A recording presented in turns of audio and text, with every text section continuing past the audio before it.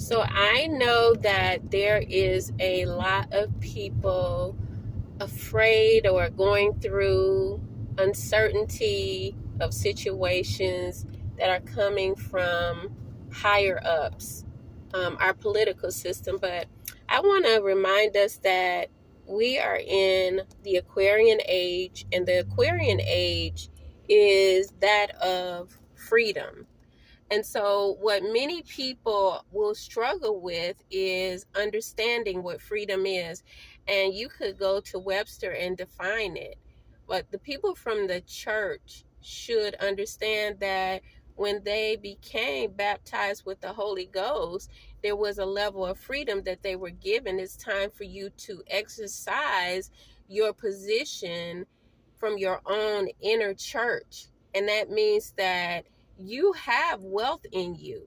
You and I, everyone has wealth in us. It's not up to someone to tell us or give us the opportunity. It's up to us to take the opportunity. Take it means that a lot of people are going to be creating in this season of their life because of the takeaways or the crutches that we've been using to stand are going to be taken away. It reminds me of Paul talking about people being fed milk, and they have to, babies can be fed milk. Let's just make it literal and understanding. A baby is fed milk, but when he begins to grow up, he begins to eat meat. So this is the time where we're growing up, and we're having to eat meat, no more milk, or you're being pushed out of the nest. You can think of what is really going on and get less frustration in your mind and say, how can I solve my problem, whatever it is? If there's a daycare that is not, open anymore because of funding being taken away.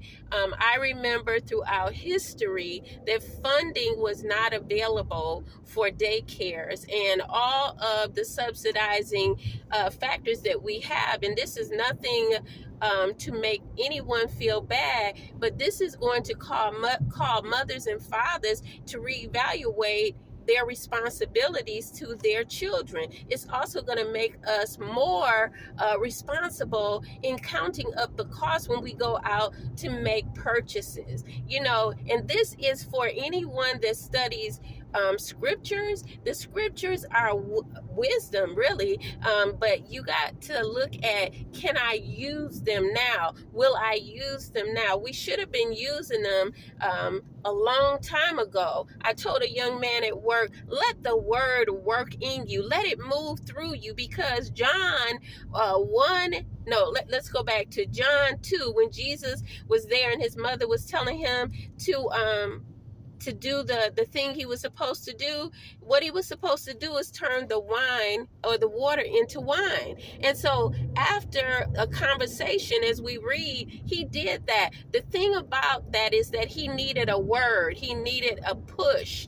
And this is what we're getting in America. When you go to other countries, they don't have the opportunities that Americans had. I kid you not. And so we have been entitled. We have been given something, not to give any, kickback or say that, oh, you weren't born into something that is easy. Look, I was born into a poor family in Detroit, Michigan.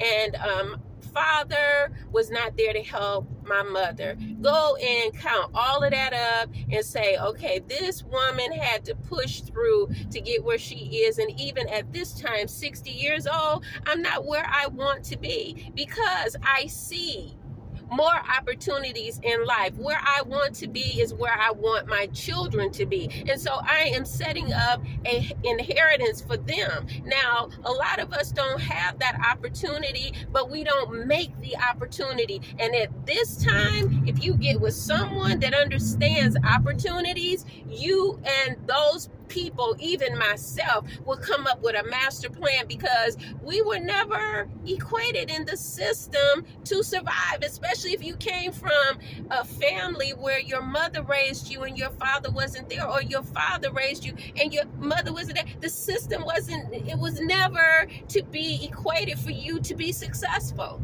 Now, The other thing is that when we go back historically, when slaves, okay, this is of my color, but I'm not telling you that this is a racist kind of situation, because people that were making decisions for us were not looking at us, they were looking at money.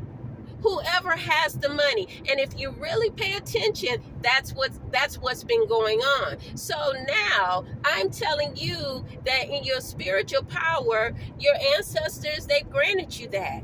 You have the ability to turn back to God. I remember today having a discussion with the people that I work with and some of the members, and we were talking about, if my people who were called by my name would humble themselves and pray, then I will heal the land. And so the land of yourself and your family must be healed, which means that you are a land, because Adam and Eve, they were from the dust of the land. Adam first, so it says, but we know that we are a land because even Jesus talks about the temple not of the physical church, but what do you do with your temple when you come out of church? Are you waiting for your leader to show you the way or to feed you, or are you making ends meet? Now, when you're making ends meet, you're making life happen for yourself in the equation of, let's say, wherever you live, whatever country you live, right? But America is in a state of judgment. It cannot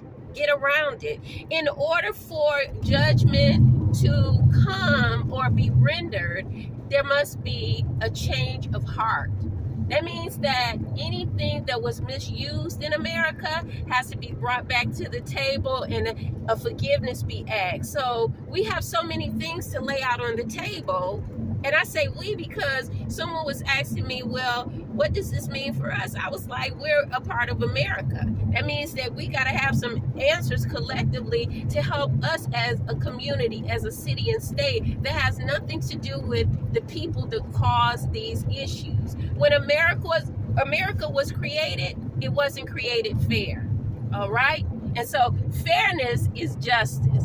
And justice falls under the Libran energy. And so the justice for America will be the people justifying themselves, not predicated on what you're watching on YouTube or what, the leaders are saying, but it's predicated on what your family needs right now, within the realm of right?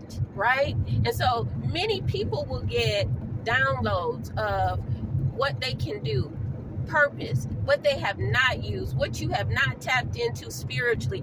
Many people are going to have dreams, and they're going to see that all is not lost, but all has found. This is a new day. The Aquarian age was called to be a part of our lives because it's in the Bible. When you go on and you read Luke 21, you read Luke 22, what you're going to find is Jesus had told the apostles, well, the disciples at that time, that, go and talk to the man with the water pitcher. And the man with the water pitcher is the Aquarius, the man of Aquarius. He's pouring the water out. Why is he pouring the water out? Because there's a revival. The water is pouring out, but the water has to be poured out in order for people to get clear, for the people to get the revival. So always in the Bible, water came to make a clearance, right?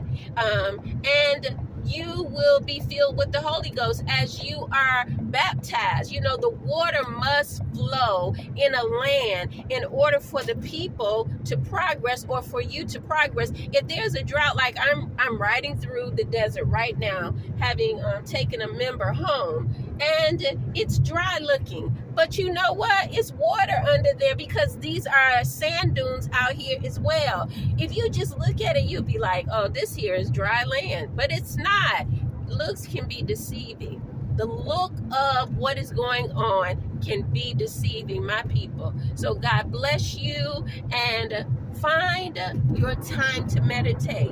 Find your time to look at what you really want out of life, not what somebody told you to get out of life, or what somebody showed you, or the way that they told us to live and be about life. Look, people are building tiny homes for a reason. I believe that they are downsizing because it's necessary at this time. If we get on the bandwagon, we won't be building up but we will be building down for the season that we're in. And that's just how life is. You know, during the American time of judgment, you must look at the fact that the land is being judged. It needs prayer. We need prayer because we're a part of it for healing, and that there can be challenges financially and so on. In every area of our life, there's going to be challenges. We can meet them and beat them together and through prayer. Blessings.